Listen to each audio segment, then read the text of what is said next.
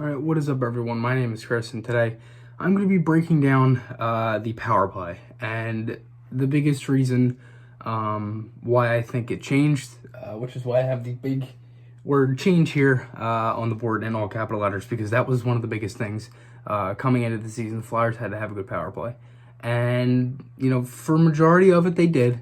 In recent years, obviously the power play wasn't that good. As you see on the whiteboard, really the Flyers power play was their bread and butter for a couple years back. Really, when I started becoming a fan was when the power play was getting good.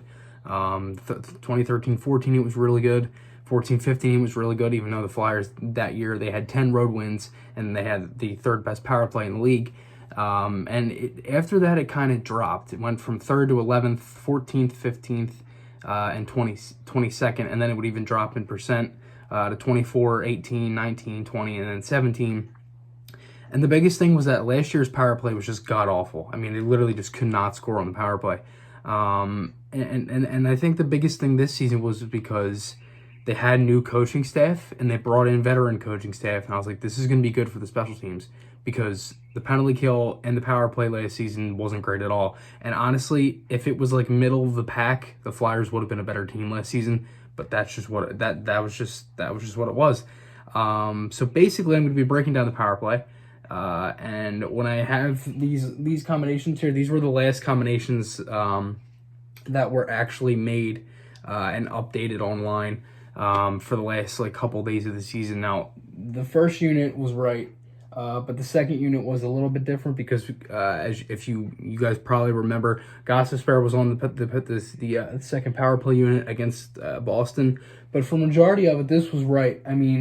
Provorov they had. You have Giroux there at the top. You have Konechny usually in Giroux's spot. Obviously, you still have Voracek and then Couturier as well. No Van Riemsdyk.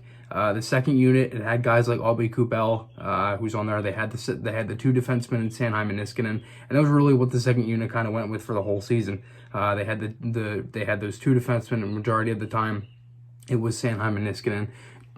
James Van Riemsdyk was on that second unit for a good amount of the season as well. And really, month by month, the power play was good, and the thing was that towards the end of it, it started to get better. In the middle, it was kind of struggling, I guess you could say. So in October, the power play was 6th in the league with 10 power play goals, 23.8%. November, they were 10th in the league, 9 power play goals, 16.7%. In December, they were 10th, again, 8 power play goals, 20%. And for some reason, a lot of teams were scoring on the power play that month. The Flyers were in 10th, and that was usually that's a kind of in the teens percent, that was a 20%. January, they were 9th in the league, 6 power play goals, 18.8%. In February, they were 3rd with 10 power play goals, 24.4%. And then March, with really a handful of games played, they were 6th, 4 power play goals, 22.2%.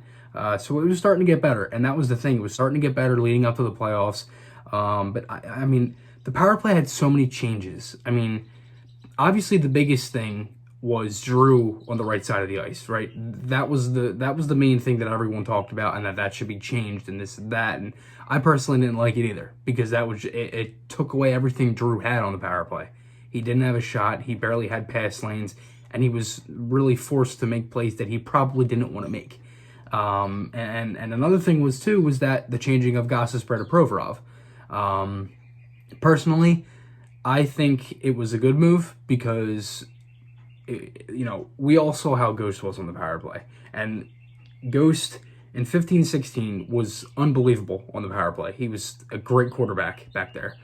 And then as the years went on, he would take longer to shoot. He would just wait. He would wait way too long. Whether it was a pass or a shot, the shot would either get blocked or he would miss the net or break his stick. There wasn't much they could do. They would pass way too much, and at that point, the power play was getting worse and worse because they didn't change it for years. It was so good because it was so effective. Where you had guys like Simmons in front, you had guys like Tiemann and Ghost who would just fire it, and they would crash in rebounds. Giroux and Voracek were unbelievable on the power play as well. But the thing was that teams started to catch on to it because they never changed anything. It was the same power play for years. I mean, from 14-15 to 18-19, it was literally the exact same power play, setup-wise. Not players, but setup-wise. You have Giroux on the left side. You have a guy at the point. Voracek over here. You got a guy in the slot, and the majority of the time it was Simmons in front of the net. For a lot of the time, they had Shen, Braden Shen in the slot, and then you'd have, someone at the point, and obviously Voracek, Giroux. But that's really how the power play was. And then the second unit was always different, but the second unit was really the same setup. This was really the first season that we saw that double defenseman kind of thing. And I love that, to be honest with you. I thought that was great. My biggest thing with the power play was that I honestly thought this was a good season for the power play. And I give Michel Therrien credit because he did something that needed to be done. Like, they had to change that power play. They had to switch it up. He did everything and anything he could to change it. And that was the biggest thing. There was a whole change to it, and it performed pretty well. I thought they did good with the power play this season. I didn't think it was anything bad. I mean, they were 7th in the league, 20.8%. That's pretty damn good, especially when you're a good team as well. Because really, special teams are killer for the regular season and even going into the playoffs. But that was the thing. The power play was heating up. As I said, February, they had 10 power play goals, 3rd in the league, 24.4%. And then in March, as I said, it's only a handful of games, but they're still 22.2%. So they're still containing that pace that they were going from February to March there, and they were really going to continue that into the playoffs. I thought the power play was good this year, and that goes for all the special teams. I'm going to be breaking down the penalty kill as well. But I thought the power play was good. Obviously there were times where it struggled. That happens. It's really not like the Flyers aren't going to have like a power play like Boston or Tampa Bay, where majority of the time, every time they get a power play, the puck's in the back of the net. But again, I like the power play. As for Provorov being back there, I liked it. I didn't really think, it was a bad move. I thought Provorov did good. I think the game is now changing from that slap shot, which is kind of, I guess you could say it's easier to get blocked because you got to wind up. Provorov does really good at holding the puck at the line, I think. There are times where he does lose it, but then again, the passes aren't that great either. Obviously the bouncing puck and all that stuff. It happens. No one's perfect on the power play. Christ, you only have 2 minutes. But, I honestly think the power play had a good season. I like Provorov back there. I think he's good because he has such a good wrist shot that he can find the holes.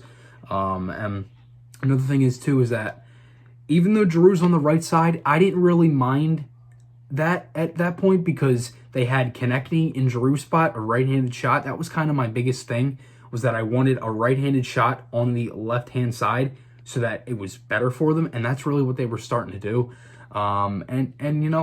I like the power play, and then obviously they did the thing with the double net front presence. That would work as well. Konechny down low, that worked a lot. He had goals versus Washington, St. Louis. The power play, that was where Konechny was really good at on the power play, low in front of the net, because that double screen would work.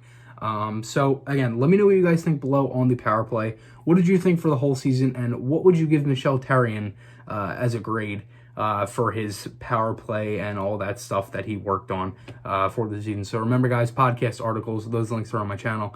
Hope you guys enjoyed this one. I'll see you guys in the next one, and goodbye.